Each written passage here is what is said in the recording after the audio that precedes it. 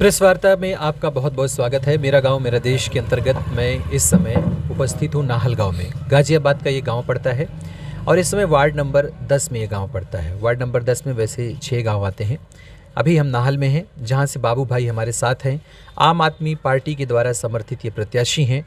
अभी कुछ ही दिन पहले इनको समर्थन मिला है और बहुत कम समय में ये लोगों के बीच में बन गए हैं, लोगों के दिमाग में बने हुए हैं। लेकिन उससे पहले भी इनका जो राजनीतिक सफ़र रहा है वो बहुत समृद्ध रहा है।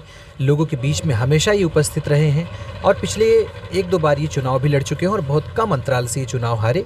लेकिन उनकी जो राजनीतिक समझ है, उनकी जो परख है, वो अभी भी लोगों के दिमाग में, इनके दिमाग में अभी भी बनी हुई है। आज हम उनसे बातचीत करेंगे। जिला पंचायत सदस्य के लिए वो खड़े हो रहे हैं। टेलीफोन उनका चुनाव निशान है। आप किन किन मुद्दों को लेकर के अपने इस वार्ड नंबर 10 से चुनाव लड़ रहे हैं? पहले मैं आपका धन्यवाद करता हूं और मेरा मेन मुद्दा ये है विकास का मुद्दा। जैसे कि सड़क है, हमारे यहाँ विधायक भी अपना है और जिला पंचायत सदस्य भी 2015 जब मेरे सामने जीता वो भी इसी क्षेत्र का है। आप देख लो हालत कैसी है रोड की, चाहे जेल वाला रोड हो, चाहे मारकपुर वाला रोड हो, और बम्बे की पटड़ी, नहर की पटड़ी, जो पुलिये हैं झाल से नाहल तक, जितनी भी पुलिये सारी टूटी पड़ी हैं और इसमें आए दिन हादसे होते रहते हैं।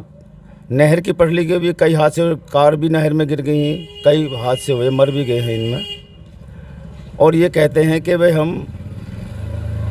हम सेवा के लिए लड़ रहे हैं। अगर तुम्हें इतना ही शौक़ है सेवा करने का तो बनवा दो रोड। शौक़ है तुम्हें सेवा करने का तो नाहल में, मसूरी में, हमारे क्षेत्र में कम से कम गरीब आदमियों के मकान बिल्कुल पिन्नियों में रह रहे हैं, जो कि छत भी नहीं है। करो गरीबों की सेवा। लॉकडाउन में भूखे मरे हैं लोग, जब सेवा नहीं करी तुमने, काहे की सेवा करोगे? ये सिर्फ पैसा लूटने के लिए कि 10-20 लाख रुपए खर्च करके हम जिला पंचायत सदस्य बन जाएं और करोड़ 2 करोड़ में बिक जाएं, सिर्फ इस वजह से ये चुनाव लड़ रहे हैं। मेरी ये तमन्ना है कि मैं अगर जीता, ऊपर वाले ने चाहा, तो मैं बिकूंगा नहीं। मैं तो विकास के लिए लड़ रहा हूँ। विकास मेरा मुद्दा है। गरीब, मजदूर, मजलूमों के लिए मैं चुनाव लड़ रहा हूँ। मेरा ये मुद्दा नहीं है कि मैं बिकूं, चाहे नाली का हो, चाहे रोड का हो, चाहे बुद्ध पेंशन हो। मैं तो इस वजह से लड़ रहा हूँ कि गरीबों का भला हो। कोई नहीं है देखने वाला। हमारे यहाँ लॉकडाउन में 1000-1000, 2-2 हज़ार रुपये माँ बहनों के खातों में आए और पुलिस ने यहीं बैंक पे पुलिस ने लठ बजाए, लंबी लाइन लग जाती थी, बाकी किसी ने कोई सुनवाई नहीं करी। नेताओं ने वोट लेते हैं और चले जाते हैं। तो मैं तो दुख दर्द के लिए, गरीबों के लिए मैं इसलिए वजह चुनाव लड़ रहा हूँ। मेरा मुद्दा तो मैंने यही है। आप जिस पार्टी से समर्थित हैं, आम आदमी पार्टी से, उसका जो प्रोपेगेंडा है, जो उसका चुनाव लड़ने का तरीका है, और ख़ासकर अब एक दिल्ली मॉडल पूरे देश में घूम रहा है कि जिस हिसाब से केजरीवाल ने विकास किया है, वो विकास वास्तव में अभी तक किसी ने उस हिसाब से विकास नहीं किया है।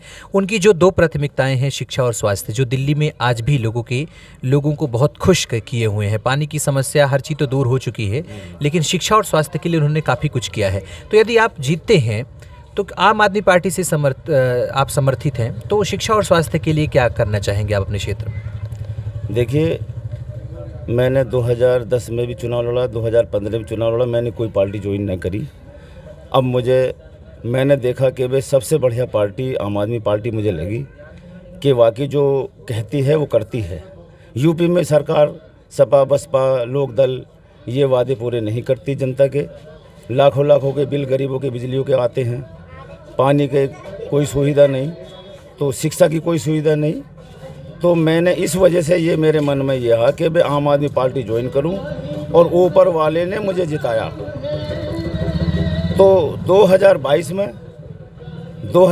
में जितने भी ये प्रत्याशी लड़ रहे हैं बड़े बड़े, ये तो एमएलए एमपी लड़ने वाले अब मेंबरी पर आ गए और इंशाल्लाह हम जीत के 2022 में एमएलए का चुनाव लड़ने की इच्छा करते हैं। आपके वार्ड में कौन कौन से गांव आते हैं? 10 नंबर वार्ड में नाहल, मसूरी, कुशलिया के 5 वार्ड और सिकरौडा, मटियाला और बाकी ननकागढ़ी, झुंडपुरा ये आते हैं। ये गांव आते हैं, इन गांवों में कोई ऐसी एक बहुत कॉमन समस्या है जो कि आज तक की समस्या, सड़क की समस्या तो है आपके यहाँ, जो इंटरकनेक्टिंग रोड हैं जो एक दूसरे से जोड़ती हैं गांवों को, वो बहुत ख़राब हैं, बहुत बदहाल स्थिति में हैं। इसके अलावा और क्या सबसे मूलभूत समस्या जो है अभी तक बनी हुई है, अभी तक उसे विधायक भी नहीं दूर कर पाए हैं, वो आप करेंगे? देखो, सबसे ज़्यादा तो मुझे, मेरी निगाह में तो गरीबों के मकान नहीं हैं, कच्चे मकान हैं, झोंपड़ी में रह रहे हैं अभी। बरसात में बच्चे मर गए, बरसात जब आती है ना तो मकान गिर जाते हैं। हमारे गांव में ही गिरा था, उस बेचारे का बच्चा मर गया, किसी की टांग टूटी, उसकी घरवाली की टांग टूट गई। ये सबसे बड़ी समस्या तो ये है, जिसके छत भी नहीं है सिर्फ बचाने के लिए, और क्या है इससे ज़्यादा क्या होगा। सबसे मेन मकसद ये है। रोड बोर्ड पे तो बाकी रोड वोड तो ही, बाइक का नाहाल में अगर कोई खरीद लेगा 6 महीने में ही कबाड़ बन जाती है। रोड देख लो कैसे। आपके आसपास खेती किसानी का अच्छा माहौल है, नहरें हैं, सिंचाई की अच्छी सुविधा है, किसान समृद्ध हैं यहाँ पर, लेकिन अभी वर्तमान में सरकार ने 3 कृषि कानून लाए हैं, किसान सड़कों पर बैठे हैं। 3 कृषि कानूनों को किस हिसाब से देखते हैं? ये 3 काले कानून बहुत गलत हैं। ये बड़ी बड़ी पार्टियों के लिए फ़ायदेमंद हैं, सब गरीबों के लिए, हर आदमी के लिए नुकसानदायक है। क्यों? जो आज देख लो, जब तक किसानों के हाथ में चीज़ रहती है, सरसों हो या कुछ भी चीज़ हो या गेहूं हो, तो सस्ता, और फिर ये बड़े बड़े उद्योगपति अपने हाथ में लेके अपने मकसद से बेचते हैं। जो 10 रुपये किलो की चीज़ खरीदते हैं वो 100 रुपये किलो बेचते हैं। ये हर आदमी को ये नुकसान है इस कानून से। अच्छा, एक चीज़ और हम जानेंगे कि जो प्रत्याशी जिला पंचायत सदस्य के लिए आ रहे हैं, इसमें विधायक की पत्नी भी शामिल हैं, बहुत सारे ऐसे भी प्रत्याशी हैं जो कई बार कई जगहों से चुनाव लड़ चुके हैं, इवन कि विधायकी के चुनाव भी लड़ चुके हैं, उनकी भी पत्नियां चुनाव लड़ रही हैं। तो इसमें आप ये देखिए कि लोग यह जानते हुए भी कि इतना पैसा खर्चा करते हैं, कभी जनता के बीच में नहीं आते हैं, फिर भी यही लोग जनता के बीच में बने रहते हैं और एक लोगों का दिमाग चेंज होता है, ऐसे लोगों को प्रत्याशी जिता देते हैं। जनता की सोच समझ में क्या आखिर कमी है? देखो, 2017 में जब विधानसभा का चुनाव हुआ तो अकेला कैंडिडेट मुसलमान असलम था। इस वजह से इसको जिताया कि भाई अपना मुसलमान बना ले, जो सच्चाई है। और उसके बाद में अय्यूब चौधरी कई बार लड़े, नहीं जीत पाए। तो इस वजह से अब के विधायक जी को भी देख लिया, आगे किसी भी इन्हें भी नहीं बनाऊंगे। जब बड़े से छोटा इलेक्शन लड़ोगे तुम, अरे ये जनता का चुनाव, छोटा चुनाव है, ये तो हम जैसों का है। और बहुत ही हमारे क्षेत्र के लोग 20-25 लड़ रहे हैं, 10-12 लड़ रहे हैं, 15-20 भी लड़ रहे हैं। आप तो MP MLA का चुनाव लड़ने वाले हैं, एक BDC लड़के फिर मुखी लड़ लेते। पैसे का अगर तुम्हारे पास इतना पैसा है तो BDC लड़के फिर मुखी क्यों नहीं लड़ते? सुनाई पड़ रहा है कि विधायक के बेटे प्रधानी का भी चुनाव लड़ रहे हैं। विधायक का भतीजा प्रधानी लड़ रहा है, विधायक का एक लड़का BDC लड़ रहा है, विधायक की पत्नी जिला पंचायत लड़ रही है। सारे पद इनको चाहिए और विधायक जी खुद तैयार हैं आगे सभा में शामिल? तैयार हैं। 2022 में विधायक जी को भी सबक जनता सिखा देगी।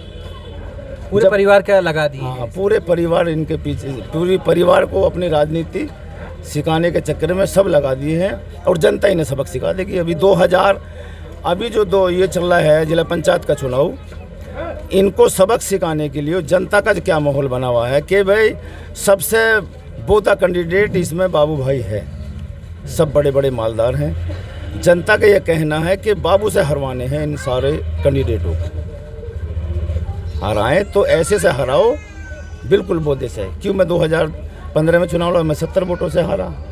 मैं नाहल में अब भी मुझे 70% वोट मुझे नाहल देता है।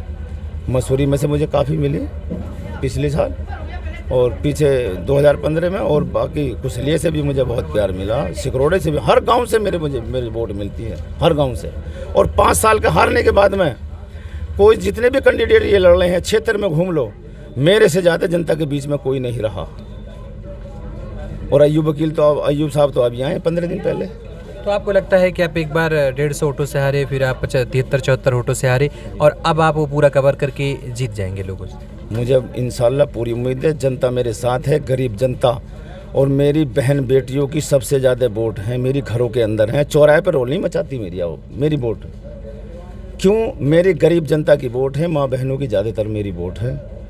और जब गरीब अगर चौराहे पे बोलेगा तो इनसे मुंह पिटने का डर रहता है। इस वजह से जिस दिन वोट खुलती है, जितने वोट नहीं खुलती तो मुझे ये नहीं मानते ये बड़े बड़े कैंडिडेट, और जब वोट खुलती हैं तो फिर गालियाँ देते हैं कि भाई इसकी कहाँ से आ गई वोट, कि मेरे घरों में वोट है ना। मेरे वोटर भूखे लड़ते हैं ना, मेरा कुछ खाते हैं।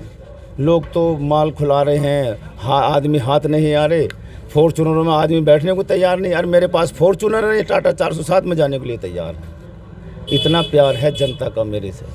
जनता से क्या कहना चाहेंगे आप अपने चुनाव अगर मुझे कामयाबी दी, भाई मेरे पे तो इतना एहसान जनता का हो गया है कि मेरी औलाद से भी नहीं उतरेगा।